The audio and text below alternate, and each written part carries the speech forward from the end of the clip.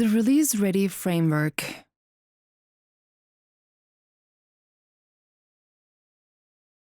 Let me ask you something honest. How many unfinished songs do you have sitting on your hard drive right now? 10? 20? Maybe more? You started them with full energy. You had a vision. You knew exactly what this track was going to be. And then something happened. Life got busy. The mix didn't feel right. You opened it again 3 weeks later and the feeling was just gone.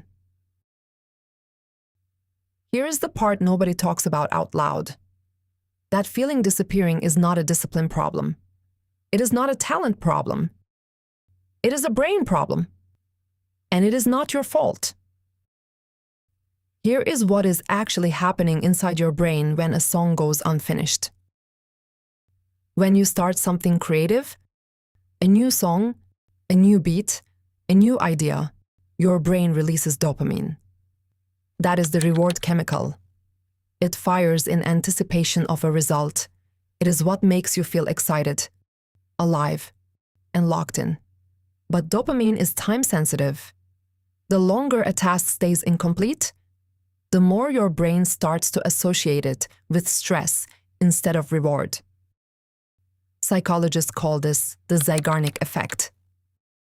Unfinished tasks occupy mental space and create low-level anxiety that builds over time. In plain terms, the song that took you 2 years to finish did not feel good to finish. It felt like relief. And relief and joy are very different things. Joy is what keeps you creating. Relief is what makes you take a break and wonder if music is still worth it. And here is the second problem. And this one is specific to artists. Your brain is wired for creativity, which means it is wired for novelty. New ideas feel exciting. Old ideas feel boring. So your brain is literally working against you every time you try to return to an unfinished song. It would rather start something new. This is called novelty bias. The brain's reward system responds more strongly to new stimuli than familiar ones. For creative people, this effect is even stronger. It is not weakness. It is how your creative brain is built. But without a system, it becomes the reason you have 50 unfinished songs and 0 releases. So, what is the answer? You do not fight your brain. You work with it. You give it the thing it actually needs. Small, clear wins, check boxes, deadlines, a finish line it can see. Finishing is the new dopamine. And the release-ready framework is the system that gets you there every 5 weeks, without fail. The release-ready framework is a 5-week song finishing system built specifically for independent artists. 5 weeks, 1 finished, mastered, release-ready song, every single cycle. Week 1 is production. Week 2 is mixing. Week 3 is mastering. Week 4 is promotion. Week 5 is release. Releasing is still up to you. Each week has 1 job, 1 focus, 6 checklist items. That is it. Research in behavioral psychology consistently shows that breaking large goals into small, specific tasks dramatically increases the chance of completing them. This is called implementation intention. When you define exactly what you will do and when, your brain treats it as a commitment rather than a wish. A checklist is not just a productivity tool. It is a neurological contract with yourself. The reason most artists never finish is because their goal is too big and too vague. Finish the song is not a task. It is a dream. Complete drum production today. That is a task. That is a win. And every small win releases a little more dopamine and pulls you forward to the next one. The checklist replaces self-doubt with a single clear question. Did I do the thing or not? But here is something I want you to sit with before we get into the weeks. Doing this alone is genuinely the hardest part of being an independent artist. Not the mixing, not the mastering, not even the promotion. The hardest part is being alone in your studio with self-doubt and no one around to tell you that what you are making is worth finishing. When you hit week 2 and your mix sounds off at midnight, there is no one to say, keep going. When life gets in the way and you skip 3 days, there is no one who notices. When you finally finish something, there is no one in the room with you. And that silence is heavy. It wears you down in a way that no productivity system can fix on its own. So here is your first assignment before you even start. Think of 2 or 3 people in your life who are also trying to finish music. A friend, a collaborator, someone in your network. Reach out to them. Share this framework with them. Ask them to run the 5 weeks with you. Think of them as your accountability buddies. Same timeline, same checklist, same finish line. You're not forming a band. You are just finding a few people who are on the same boat as you, so that none of you have to sit in that silence alone. Week 1. Production. Week 1 is your kickoff week. By the end of this week, the entire production is locked. Not perfect, locked. Your week 1 checklist is this: drum production, instrumental layering and sound selection, vocal tracking, tuning, and editing, vocal production, final song arrangement and structure, and creative automation, special effects, and ear candy. You can customize it, modify it if you like. Every producer has different elements in their production, so feel free to edit this for yourself. 6 items. 1 week, done. Now I want to talk about the word locked, because this is where creative brains get dangerous. Your creative brain will tell you the snare is not right. It will tell you the chord progression could be better. It will tell you to try one more sound. This is your novelty bias activating. It is your brain trying to keep you in the exciting early phase, because that is where the easy dopamine is. Do not listen to it. Perfectionism in creative work is often misunderstood as high standards. In reality, it is frequently a form of avoidance. The brain prefers the safety of almost done over the vulnerability of released. The longer you stay in production, the more your identity gets tied to the process rather than the output, and finishing starts to feel threatening rather than rewarding. When week 1 ends, you close the session. The door locks. You move to week 2. Done is not the enemy of great. Done is what gives great a chance to exist in the world. And in the release club, your week 1 finish is a moment worth sharing. Other artists who just finished their own kickoff week celebrate with you, push you forward, and hold you accountable. That external recognition is not just motivating. Social acknowledgement activates the same reward pathways in your brain as personal achievement, and research shows it is often stronger. Week 2 is about balance and space. You are making sure necessary elements can be heard, feel intentional, and sit in its own place in the mix. Your week 2 checklist. Balance. Volume mixing and automation. Kick and bass, unmasking and punch. Vocal mixing and unmasking. Space, meaning reverb, delay, and width. And bus processing and character. Just like week 1, you can also modify this for yourself. But I recommend sticking with the framework. Remember, all mixes can get better. That's why you need a timer and a clear written task. The most common mistake in week 2 is trying to fix production decisions you locked in week 1. You will hear things you want to change. Get your notebook. It's time. Now write these down for the next song. Do not change them now. You're just taking notes, remember? That door is locked for now. Take your notes and be patient. Every time you go back and reopen something you already decided, your brain has to start that decision all over again. That is energy you are pulling away from actually moving forward. And here is the thing about how our brains work. The more decisions we re-examine, the more mentally drained we get, and the lower the quality of our thinking becomes. You ever spent 4 hours tweaking something and ended up putting it back exactly where it was? That is your brain running on empty. Keeping each week locked is how you protect your mental energy for the work that actually matters right now. Here is the real trap. Every time you break the cycle and go back to week 1 during week 2, you're not improving the song. You are resetting your emotional relationship with it. You go from builder to critic.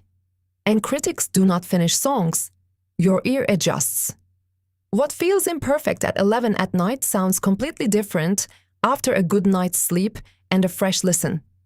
The difference between finishing your mix this week and sitting on it for another month is often just knowing exactly what needs to be fixed. Instead of adding more question marks to your own to-do list, try to get a set of ears on it. A friend, a collaborator, someone you trust. Walk them through it. Ask them what they hear and let that guide your next moves. If those ears happen to be professional and trained, even better. Now let's go back to our checklist. How did it go? Wow, done? When you tick that last box on your week 2 checklist, stop and recognize what just happened. You have a mixed record, not a demo, not a rough idea. A mixed record. Most artists spend months going back and forth in this stage, reopening sessions, second-guessing themselves, never actually calling it done. You just did it in a week. That is not small. Close the session? Step away and let that feel like what it is. You earned it.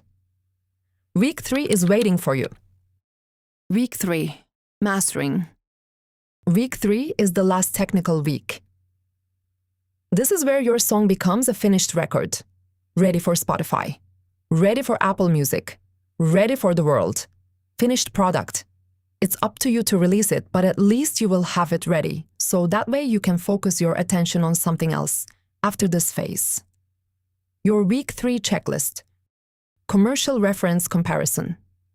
Dynamic range preservation. Perceived loudness and translation check. Loudness optimization for streaming platforms, social media master. And finalizing your upload and cover art, if you are planning to release it. The social media master is a separate export. Shorter, punchier. Built specifically for Reels, Shorts, and TikTok. Get it done in week 3 so you're not scrambling in week 4. And if you have questions on this, stay tuned for the next free short course. Your time is very important.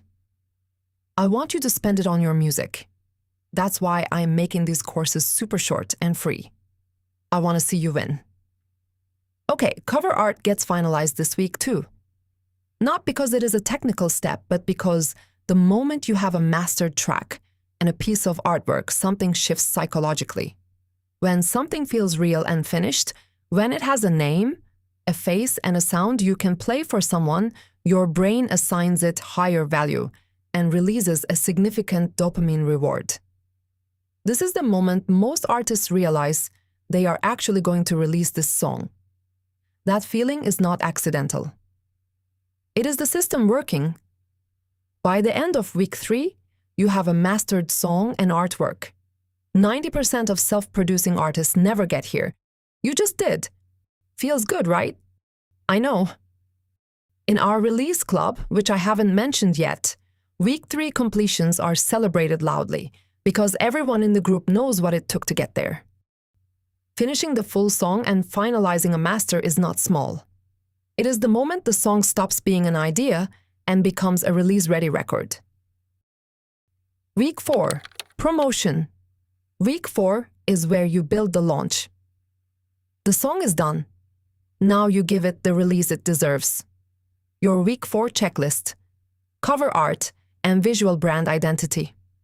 Social media teasers, pre-save links, and countdown posts. Content strategy for platforms and video clips.